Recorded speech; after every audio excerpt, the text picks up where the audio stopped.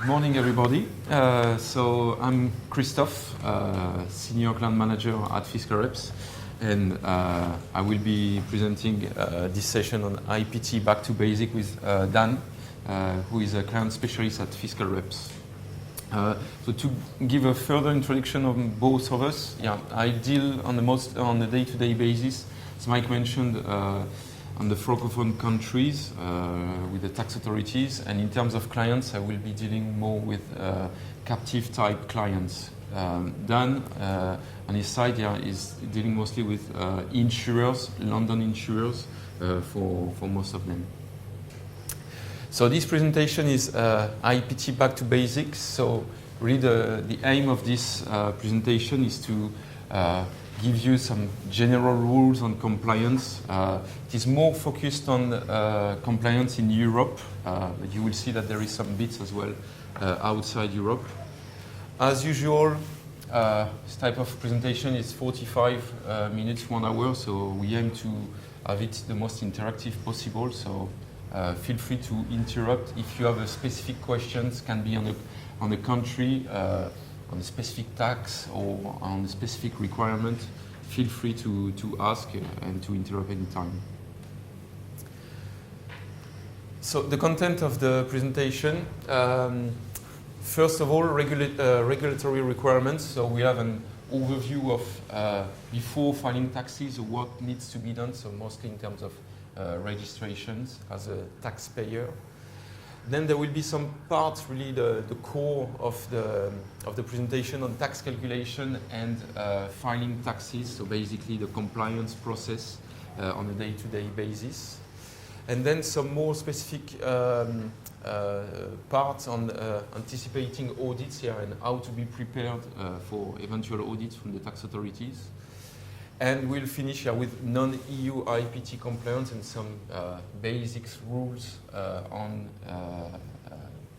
being compliant on the IPT side outside Europe. So first of all, the regulatory requirements. Basically, there are mostly two of them. The first one will be we call the authorization process or the agreement process. And then the registration process. So these two processes, they must be considered and completed before starting any business activities in a new territory, and we're gonna see why in the next slides. So first, the regulatory requirements. So from an European point of view, an insurance company is normally regulated by its own regulator, so here the FCA in the UK, the Central Bank in Ireland, the DGS, Dirección General de Seguros in Spain. So that's the first point. If you want to write insurance in your home country, you need to be regulated. That same rule applies when you want to write business outside your home territory. And in Europe in particular, we have what we call the passporting process. It means that before undergoing any business in a new country in Europe, the first step should be basically to contact your regulator and to tell him that you plan in the future to write business in a new territory, and therefore asking to passport your authorization. So that system, that process is basically the regulator communicating to other regulators in Europe and saying, this insurance entity is authorized in my home territory, so I'm asking you to authorize the company in the different branches of insurance that it is authorized in the home country. Usually that process is really an information from the home regulator, and a part in really specific case where some regulator may contest passporting authorizations. The regulator from the new territory will just approve or acknowledge receipt, and that means that you are now authorized to write business in that territories. There is some exemption we call the non-authorized permitted. In some territories, yeah, it's possible to write specific business without going through that authorization process, but these are basically, most of the time, that will be business related to transport and that are usually not always subject to tax compliance in the countries, because it's usually a business that can be exempt from IPT or premium taxes. So this has to be really reviewed on a case-by-case basis, because some countries will accept some non-authorized permitted business on specific branch of insurance. Others will just not and will specifically require that an insurance company wishing to do business in a new territory should be authorized in the branch activity the company wants to write. And then when we switch to non-European Union countries, yeah, then that passporting process, which is basically, I haven't mentioned, but that's the freedom of service passporting process. It doesn't apply in non-European Union countries, so in that case, yeah, you switch to a case-by-case process where you need to contact the local tax authorities, contact the local regulator, and ask for your authorization or to be authorized in that new territories. It's particularly the case in countries not so far from Europe. Thinking of a country like Monaco. Was in Monaco, for instance, last week, and there are some requirements. Yeah, you can't use this passporting process. You can't have your local regulator contacting the Monegasque tax authorities and just asking to passport the authorization. Now, you need to contact the tax authority to prove them that you are authorized and to formally ask for authorization to write business on the Monegasque territory. If you don't do that, you are not in the position to normally to write business. Next step is the registration process. So basically, common sense rules, but if you want to declare some taxes, yeah, you must register. And we've seen the passporting process. It's really important because some tax authorities will. The first step they will do in the registration process, they will check their home regulator website and they will have a look and say, yeah, is that company authorized in my country? No, it's not authorized, so you can do whatever you want. Yeah, you won't be registered. So that's particularly right for countries like Spain, countries like France as well, where if you're not authorized, yeah, the tax authorities, you start your registration process as a taxpayer, the tax authority would say, yeah, sorry, we can't do this now. You need to go back to your regulator and ask for the authorization to be passported. The next step in terms of registration, in terms of some countries, yeah, that will be the appointment of a fiscal representative or fiscal agent. Normally, the fiscal representative appointment should be abolished in all the countries in Europe. It's still not the case. Mike mentioned Spain, for instance, for IPT, that should be revoked on the 1st of January 2016. But if we go to the next territory in Portugal, yeah, it's still the case. Countries like Greece as well. Countries like Luxembourg, it's still the case, even though it may change in the near future. So we probably have between 7-10 countries in the European Union that still require the appointment of a fiscal representative. And sometimes, as soon as you are passported, so the regulator, the local regulator authorizes you to write business, there will be a direct link with the tax authorities, and the tax authorities, countries like Portugal, Spain, Hungary, for instance, they will ask you to appoint a local fiscal rep or a fiscal agent. And at the same time, the registration process, between basically contacting the tax authorities and asking for a tax identification to be issued, will start. So, and we'll see after, in terms of tax compliance, there is no harmonization. In registration, that's exactly the same. Yeah, we've got 28 European Union countries, you've got 28 different processes. But some countries where it's easy, the last one for instance, that we are proposing outsourcing services in Europe. Poland is usually mostly a letter where we inform the tax authorities that there is a new company that is authorized that wants to declare taxes. So that's usually an easy process. But then you go to countries like Greece, for instance, where the process can last up to 8 weeks. So again, that's something that needs to be considered before writing business. And then wanted to add that bit on the one-off filings. Sometimes it can happen that you have liabilities that arises in one country, but with no plan to write business on an ongoing basis.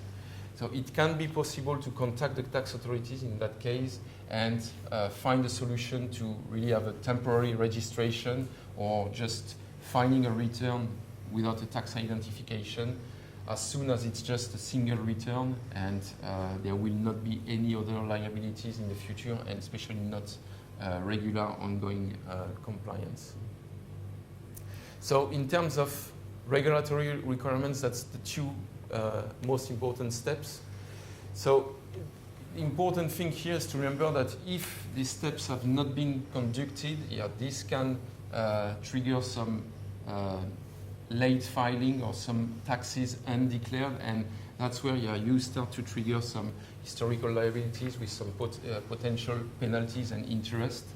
And also, that's your first relation with the tax authorities. So it's really something important to consider and really to plan in advance. In terms of compliance, it's better to be authorized and even registered before. The worst you can have as a consequence is to have to file nil returns for a few months before you really start to declare some taxes, rather than if you're doing the other way around, which can happen because sometimes there is not a clear plan to write business in a country, but for different reasons, indirectly you can realize that you've got some risk in a country.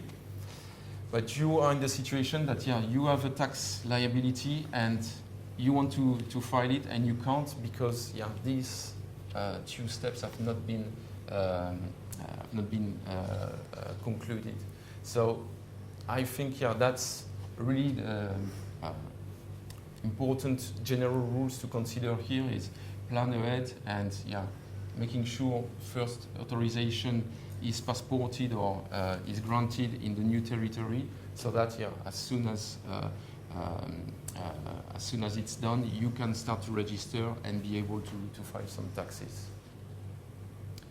Any questions on that side? Otherwise, we can already switch to tax calculation. So tax calculation, I will develop a bit on premium allocation.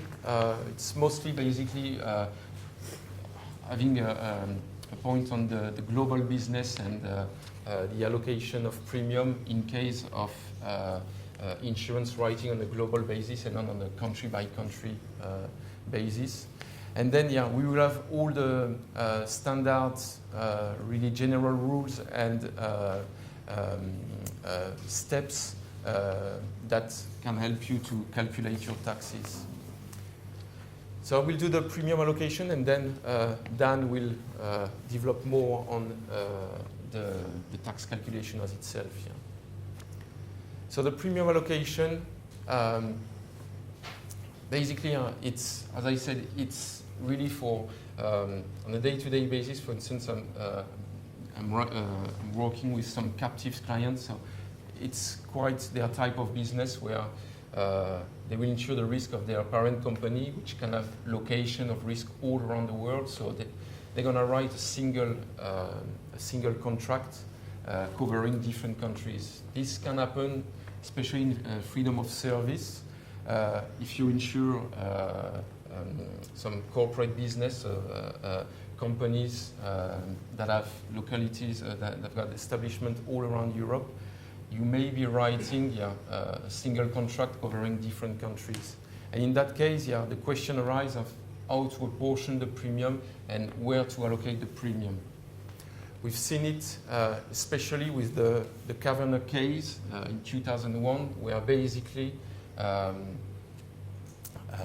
that questions of location of risk and apportionment of premium has been clarified by the European Court of Justice, saying, yeah, where should we allocate the premium and therefore declare the taxes in case a company has different location in Europe. The case here in particular was a British company that has its head office in the UK and a subsidiary in another countries of Europe. And the other countries, if I remember, I think it was Netherlands, basically sued the company called Caverner because it was claiming that some tax were due in Netherlands. The contract in that case were it was liability insurance, and basically they had some offices in Netherlands, so the Netherlands tax authorities say, yeah, they are insuring some risk in Netherlands, and therefore they should be paying some taxes there, while in fact the company was filing all its taxes on its home, on the country of the head office.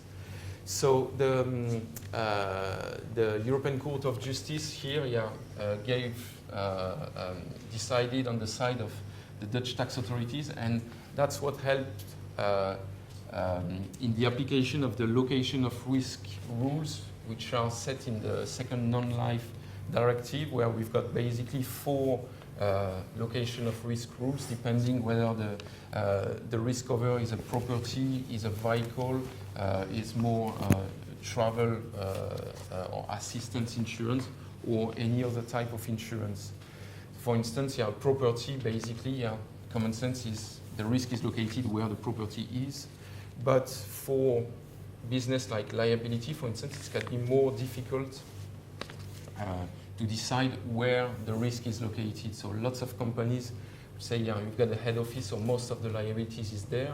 But in fact, you realize that if, for instance, you're having a D&O policy, you could apportion basically your premium based on the numbers of directors that you have in each territory where the company has some locations.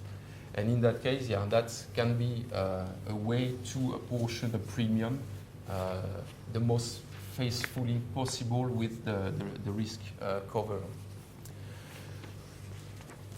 So as we see here from the second point, yeah, the premium allocation, yeah, basic rules, yeah, should not be influenced by the different tax rates between territories, because otherwise, yeah, let's say, classic example is that you have a company with a head office in Luxembourg and with some offices in Finland, where you've got a rate of 4% in Luxembourg and 24% in Finland. Yeah, there is a temptation of saying, yeah, all the risks are in Luxembourg and the tax bill will be less important. Yeah, this is clearly an example that can see as really tax avoidance in that sense because of this high difference of rate. So that tool of apportionment, yeah, should basically not be used. And in terms of example, yeah, we can mention different type of way of apportioning a premium. For property, for instance, yeah, the classic one will be to have all the values of the properties in the different countries where some risks are located, and allocate the premium based on the value of the properties. Another one can be the claim experience. So let's say you have a countries where you have more claims. Yeah, that means that probably you will have more premium to allocate to this country. So that's a different way of apportioning a premium. Basic rules here, talking about IPT basics here, so most of the time, yeah, that will be really using common sense, and a key word here would be consistency. Yeah? That means that as soon as, if you have to apportion a premium in different countries, basically stay consistent and use the same way years after years. So documented internally shows what is the rationale behind the premium allocation in the countries, and in case of audits, that's something, yeah, that's a document that then you can provide to the tax authorities to show that first, yeah, you have thought about it, you are in control of your compliance, you know exactly where your risks are, and how to apportion them. So that's really something, important, consistency and the documentation of any decision related to premium allocation. So now Dan is going to develop more basic rules on tax calculations. Okay, so the taxable premium, that's the portion of the monies paid by an insured person to the insurer. Now the definition of that varies between territories, but it's usually some sort of variation of this. All monies received by the insurer, plus any other fees or costs related to the premium collected from the insured. So it's not really clear if that, in most territories, if that covers admin costs or brokerage fees, things like that, commissions. But it's usually a prudent approach to include those when you're calculating your taxes. Now, it's not necessary in every single territory, so you might want to take a country-by-country approach, depending on how your systems work and things like that. Do you want to develop? Yeah, then, for instance, again, talking about consistency, the definition can vary depending on the countries. If we take an example like Belgium, for instance, IPT will be everything that is said, for instance, at the profit of the insurer, so any fees, commissions. But the INAMI will exclude some fees from the taxable basis. Practical approach here, when you want to declare both taxes and you want to invoice, probably going to be used the IPT taxable basis, so that it's more straightforward. And in fact, it may result in a slightly over declaration because the taxable basis for INAMI will be a bit less important. But in terms of if you're writing in different territories, if you start to tailor country by country, you can have really complex reporting issues after that. So in terms of that taxable premium definition, one way would be to apply the most prudent approach and the larger taxable basis in all the countries, so that you have first consistency, and easiest way probably to invoice, and as well more clarity in the data reporting, and in terms, for instance, of audits, you would be able to show more clarity to the tax authorities. Okay, moving on to insured and insurer taxes. An insured tax, that's going to be additional to the premium, so you're going to charge that on top of your taxable premium. A lot of local authorities are going to require you to put this on the invoice or the contract of insurance. On the other hand, an insurer tax, that's going to be built into the premium. It's going to be taken out of the insurer's portion of the premium, and an insured person or a policyholder is often not really going to be aware that that's even on their premium. Just to point out, it's normally not really going to be referred to in legislation as an insured tax. It's much more likely to be brought up if it's an insurer tax, if it's the liability of the insurer. Just to give you some example of how many taxes might be liable on the insurer, I've got some examples here. Finnish FPF, Spanish FBC, French MRPF, German FPT, Austrian FPT, and Irish stamp duty. There's a few more within Europe, but there's just to give you an example of quite how many there are there. So in terms of insured tax and mostly invoicing, we're conducting a work recently to see what were the local requirements. And basically, in most of the countries, the legislation is not clear and doesn't give clear instruction on how the insured tax should be reported. But obviously, you have some countries where you will just have IPT, so that's quite straightforward. You just have one tax rate. But then you go to countries like Belgium, Spain, France, Italy. You can have different tax or parafiscal charges that apply. For clarity, it may be worth just splitting in the invoice, having the base premium, and then all the different taxes named one by one. Especially in case of audits, that's something that will bring more clarity, and especially will help you to explain more clearly to the tax authorities how the tax has been applied. And for instance, especially some parafiscal contribution, they can be due on a portion of a premium. So that's easier than to make the calculation, especially for tax authorities. Okay, so the next stage is going to be tax rates. This is going to depend on quite a few things. A couple of those are location of risk, which we talked about earlier with the second non-life EU directive. That's, there's a list of 4 statements that are listed about the location of risk, and basically you're going to run through those to help yourself find where the location of risk is. There's class of business as well. There's 18 classes of business, and these are set out in the first non-life EU directive. Tax authorities are generally going to follow these 18 classes when they're setting the tax rates. So if you can match a product to a class, it's quite easy to find a tax rate.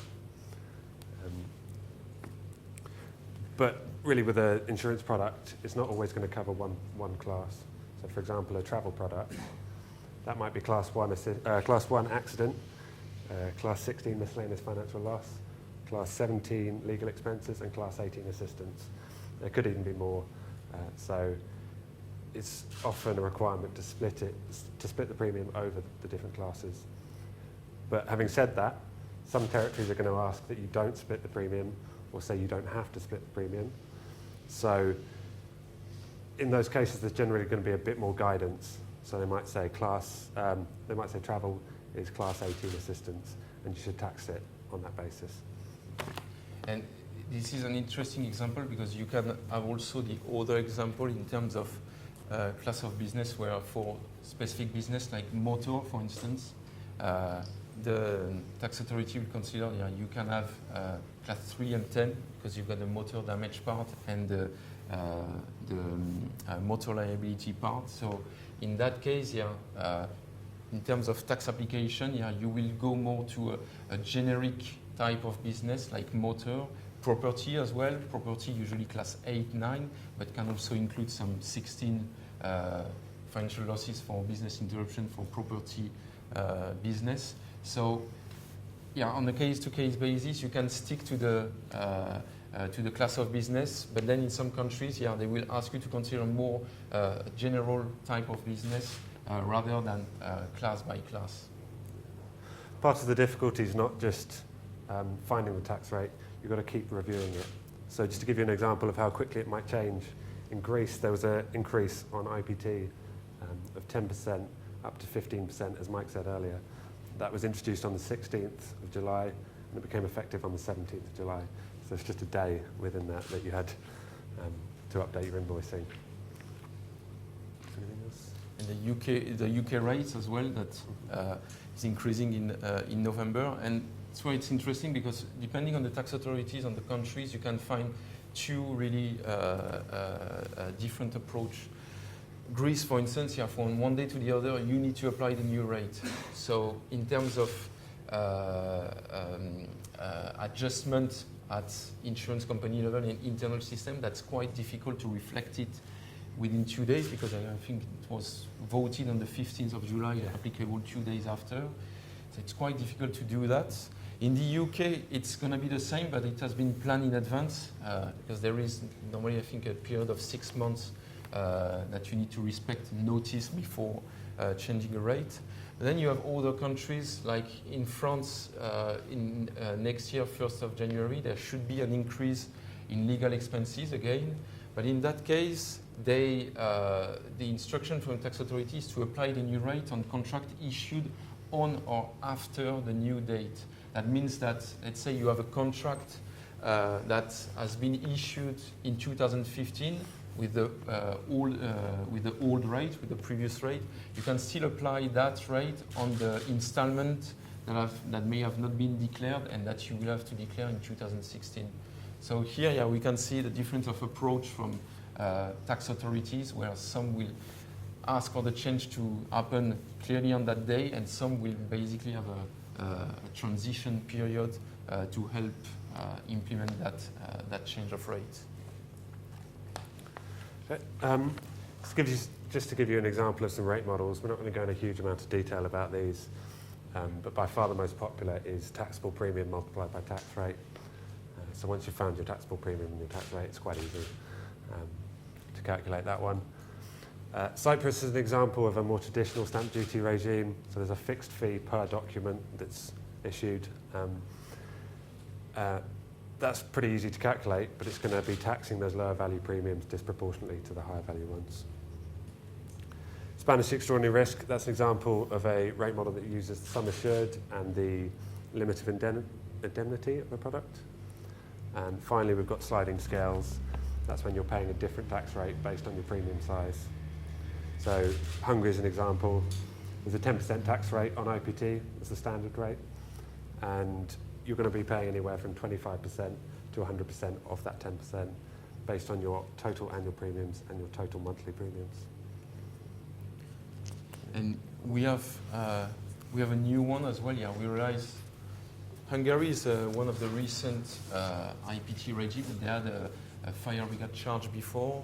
They implemented IPT in 2013. One of the recent ones as well is Poland, where they implemented a contribution due to the ombudsman, insurance ombudsman in Poland, and it's been implemented last year and applicable to freedom of service business as well. And here again, yeah, that's what we realize the trend over the last few years is that every time there is a new tax, there is a new way to calculate it. Or here, it looks simple at first when you start to declaring in January, February. It's, yeah, that will fit the first model, taxable premium times tax rate. The rate is really low, 125%, so it's really a small contribution. But then when you arrive in September, yeah, they ask you to basically declare it for October, declaring 3 times the amount that you declare the months before. So that means that, let's say you have not written any business in August, September, yeah, you won't have anything to declare for the rest of the year.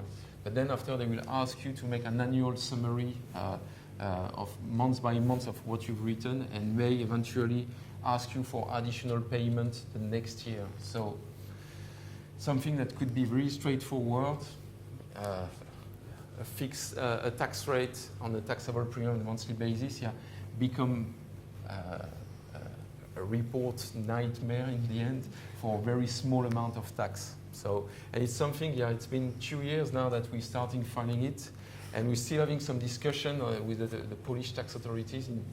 Yeah, is it the right way, or should it be declared a bit differently? And that's where you see when you've got a new tax, you also have sometimes at tax authorities level, tax authorities that are not fully prepared, and you can have some conflicting answers sometimes. So it's makes the compliance a bit more difficult, and for really minimum amount of tax here, because we usually, for freedom of service business, we're talking about no more than €100 per month per year. Okay, so we've listed out some currencies there that are used within Europe. Most of the countries that these relate to, they're going to request that their liabilities are settled in their native currency. There's not generally a consensus throughout Europe of how this should be converted in a compliant manner, but it's generally considered compliant to use the central bank rate of the country you're acting in. And that might be taken from the day, the last working day of the period, or the monthly average of the period, depending on which territory you're in. We have some tax authorities as well that HMRC is the good example, that they can provide a monthly rate, so the information is available on their website, and yeah, you can just rely on that information because it comes from the tax authorities.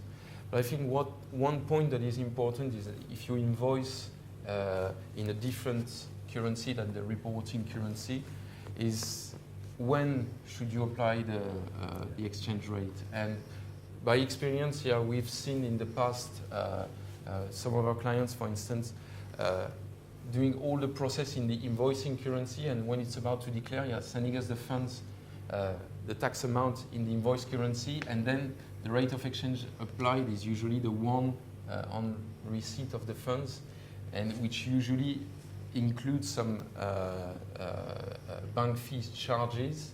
and therefore can end up in a under declaration. So here we're talking mostly about, I would say, between 3 and 5% of potential under declaration. But if we take an example, for instance, beginning of 2015, the change between the euro and the pounds really really decreased. So here, you have a situation that in both cases you can have, if you don't apply the rate of exchange in the correct period or beforehand, you could have a huge, more here like 10% under declaration or even over declaration in that case. So it's something really important. It's to apply this rate of exchange really beforehand, so that you know internally. Let's say that you have 1,000 euro of tax to declare. Depending on the rate of exchange, it can be 800 pounds or let's say 700 pounds. So you need to consider that in terms of provisioning the funds and making sure that you know exactly how much you're gonna declare. Okay, so that brings us to the end of IPT calculation. Have we got any questions on calculation? No? Okay. So we'll start talking about filing of taxes now. We're just going to quickly run through these 4 points. These are things that the insurer should think about before they go ahead and file their taxes. That's responsibilities, deadlines, tax points, and any additional reporting. First of all, responsibilities. So generally it's the responsibility of the insurer to perform these actions here. Let's identify all relevant taxes, accurately calculate them, collect insured taxes, report all of the taxes, and pay the relevant authorities. Now it might be the responsibility of the lead insurer to do this, or it might be the responsibility of each co-insurer. But in practice, insurers would generally do what they're more comfortable with. Is that right? Yes, I think we have mostly one country, Italy, where it's specifically said in the legislation that the lead insurer is responsible of filing the taxes. Other countries it will be mentioned, but with also not the only way of filing taxes. So most of the case, in lots of countries, all co-insurers will take responsibility of their portion of the tax, with the exemption of the exception of some specific taxes. We say the fixed rate tax. So, for instance, the stamp duty in Cyprus or in Ireland, the terrorism contribution in France. Usually, there are small amounts and a fixed amount. So that will be the responsibility of the lead insurer to declare it to the tax authorities. Because basically, if you have 5 co-insurers on an Irish business, filing each 20 cents of stamp duty, that doesn't really make sense. So it's really in that case that the lead insurer, will really be involved in terms of filing on behalf of the others. For the rest, I think at insurer level, you're probably more comfortable filing your share of tax rather than expecting another insurers to do it on your behalf. Even though you have an agreement, it may be more comfortable, I think, for an insurer to file his share of tax and like this, make sure that anytime you can prove that the taxes have been paid. Obviously, if you go to that route, you need to make sure that as well the lead insurer has not filed on your behalf, because otherwise, you may probably claim the amount of tax that he has paid on your behalf to you, and you face in that case double taxation and potential reclaims to be issued to the tax authorities. So it's about the communication between the insurers there. So in some circumstances, it's going to be the responsibility of the policyholder or maybe a local broker to report these taxes. For example, in the Netherlands, if you're a freedom of service insurer outside of the Netherlands, using a local broker, it's the responsibility of the local broker to file and pay those taxes. Again, in practice, this doesn't always happen. As long as there's that communication and somebody is paying it, it's generally accepted. think I made a reclaim for a client earlier this year where they realised a couple of months down the line after paying taxes in Netherlands that the local broker had actually already paid this. So they're quite understanding that there's these communication errors, but as long as somebody's paying it, they're quite happy. So, yeah. Okay, in terms of deadlines, so freedom of services insurer is going to have to take into account a lot of different deadlines. First of all, the reporting periods. There might be monthly, quarterly, annual. I think there's even a bi-monthly one in France. Yes. Yeah. That's going to disappear, yeah, but yeah. Just be difficult. But not only the reporting period, there's the deadline for the tax returns and the payments. So Cyprus is an example of a very early one. They want the reports and the payments by the 8th of the month following the taxable period, and that's a monthly taxable period. Austria, on the other hand, they want their payment 45 days following the month, and then you can submit your returns at the end of the year. That's a huge difference about the deadlines within Europe. And then in terms of filing frequencies as well, some tax authorities have a proactive approach and basically want to ease their job. So for instance, in Luxembourg, they will give the possibility to file either on a quarterly or annual basis. And basically they will put a threshold, and as soon as you're below a threshold, they will accept some annual filings in order to not have to deal with small amount of tax every quarter. There is not a huge loss of money by delaying the tax by 6 or 9 months. So they will specifically ask for the taxes to be declared on an annual basis, but as soon as the amount to declare is not too important. And this is something interesting in terms of freedom of service business, because that, as it's not usually the biggest business of an insurance company, you can be in a situation where in some countries you have all this cost of compliance. It can be most costly to comply rather than in comparison with the amount of tax to be declared. But as it's an obligation, some tax authorities have this approach, which it's basically common sense. Okay. So the tax point, that's the event that's going to trigger a tax liability. By far the most popular in Europe is the cash received, but as well the premium maturity date is quite popular. That's used in France, Luxembourg, Belgium. I think there's a choice in Germany if you want to use the premium maturity date. You'll also see that we've got UK there twice. It's an option in the UK, so by default an insurer is going to be on the cash accounting scheme with a cash received tax point. But HMRC sort of recognises that that's always not the easiest thing for an insurer to do. So you can opt to take the book date as your cash point in the UK, and that's under the special accounting scheme. But again, you're going to have to use that consistently going forward. You can't switch between the two as the months go by. So in terms of tax point here, you see it's like tax rates, like registration process. There is no clear harmonization from the different European countries. And so then practical side is that in terms of reporting as an insurer, it can be difficult to tailor the reporting of each country depending on the tax point. So often, the standard approach from insurers will be to adopt a standard tax point for all territories. And in that case, that will be the question will be which tax point to use.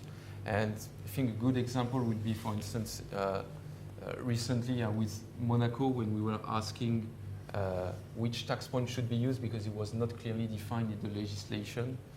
Basically, the answer was to say, use the most favorable for the tax authorities and the least favorable for the insurer. So in that sense, for instance, a good one may be the invoice date.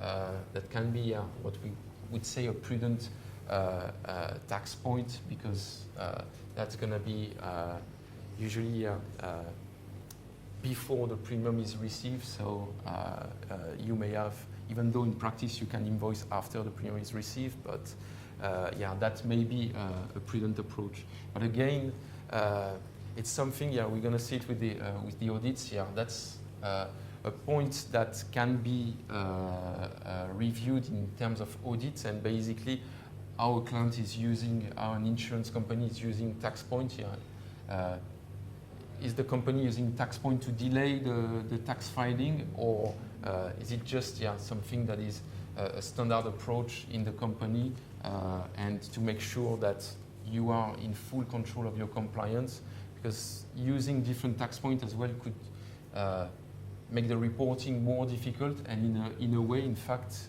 can even trigger sometimes eventually some double taxation, because the closing period or the reporting in the internal system will be different, and yeah, it may be more, in fact, less secure because of this individualization by country.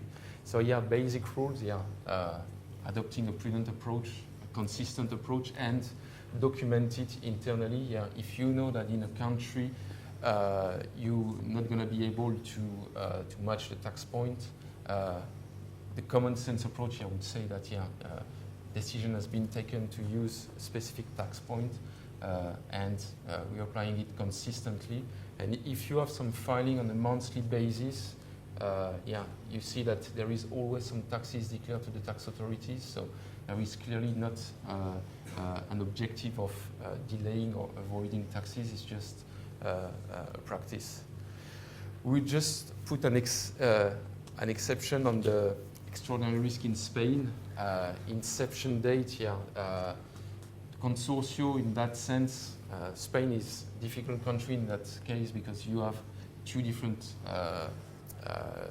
tax points for premium taxes. So the cash receipt date and the inception date. Consortio, yeah, regularly when we meet the consortio, they emphasize on it and saying that, yeah, you need to use the inception date as the tax point.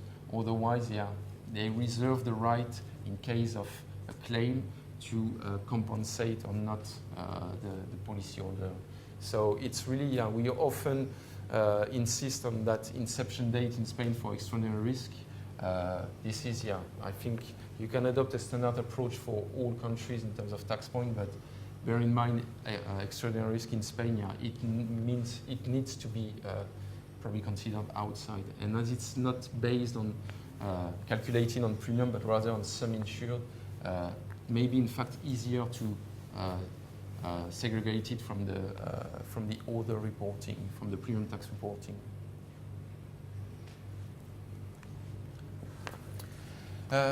So now, yeah, we're going to switch to additional reporting. Yeah. So a few countries are going to request that you submit other reporting on top of your returns. Some classic examples, as always, Italy and Spain. Italy requires an IPT book. That's some quite detailed information about every single policy that you've sold throughout the year. You've got to keep that on file, and you've got to submit it as soon as they request it. So all the years that you've done business in. The sort of information that's in there is insured name, insured address, cash received date, things like that. Spanish Modelo 06 forms, that's based on extraordinary risk contribution. That's due every single year. It's not nearly as detailed as the IPT book, unless the sum assured is particularly large, then there's a bit more detail on each policy. And you see this annual reporting, they've got different objectives. For instance, yeah, Italy, it's going to be really a tool to prepare an audit, for instance. So if you have an audit in Italy, yeah, one of the first things they're going to ask you before asking for policy document invoices, they will ask for the IPT book. And if the IPT book is good and you can match what has been declared on a monthly basis, it's usually going to be the audit may stop there. For Spanish Modelo 026s, for instance, it's purely a statistical report. It's just Consortio wants to know where the risks are allocated in the whole country, and that helps in terms of the compensation scheme, helps the Consortio to allocate more or less funds in the different areas of the country. I think you're running a bit late, so maybe we can switch to audit. A little recap. And yeah, it's basically the audit is, we mentioned it by bits in the presentation, but just to summarize, usually from our experience, mostly there are three types of audits, what we call the desk audits, the tax assessment, and the indirect audit through a policyholder. So the desk audit, it's basically, that's going to be the classical, sorry. Yeah, it's going to be the classical audit. So basically, a tax authority wants to review all the taxes paid by clients. Usually, they will use the statute of limitations. So if it's 3 years in a country, they will ask to review everything for the last 3 years and really just focus on premium taxes. So here, they will ask lots of information. And for instance, our experience with HMRC shows that one key element for the tax authorities, they want to know basically if a company is in control of its compliance. That means from the issue of a policy document, of a contract of insurance, until the filing of the taxes, is the company able to show all the steps that have been conducted internally to make sure that the premium written in the contract, the tax due on that premium is declared on the return and in a timely manner. So in terms of data collection, in terms of being prepared to an audit, that means making sure that you have access to your insurance contract, to invoices, that you can clearly link them. We know that in terms of co-insurance, that may be difficult sometimes to really shows a clear link. So that's where the reporting tax data can be useful, and making sure that you got a standard and clear data reporting so that anytime you can make the link, and that will link to the last step, which is the premium tax return. In terms of other steps to be prepared on audits, especially these desk audits, is basically shows the tax authority that you have thought about your compliance, you had some internal discussion and some decision have been taken at some time. So that can be in terms of tax application. We've got some countries, France is a good example, where you don't have clear instruction from the tax authority for property business. So on which portion of the premium should you apply fire IPT rate, and on which portion should you apply the default IPT rate. So this basically, you need to be able to show the tax authority that you thought about it, and some decisions have been taken internally, they have been documented so that you've got a standard approach, and which will make the conduction of the audits easier for the tax authority. So it's just to show that a good collaboration, and that in case you have an audit, the tax authorities see that you are collaborating, and in that case, that gives you an asset with the tax authority, because you will develop a confidence, more trustful relation, and therefore, you could avoid the tough treatment from the tax authorities. Quickly, the two other ones, the tax assessment. Usually, we've seen it in some countries where there is a new tax rate. So, for instance, in the UK, that can be something that may be conducted next year. They're switching. You see the rates. It's a more than 50% raise of the IPT rate. So they may want to see if some insurance companies have respected the rules and have not tried to pre-declare some things in order to not apply the new rate. We've seen it in Netherlands when the rate changed from 9.7% to 21%.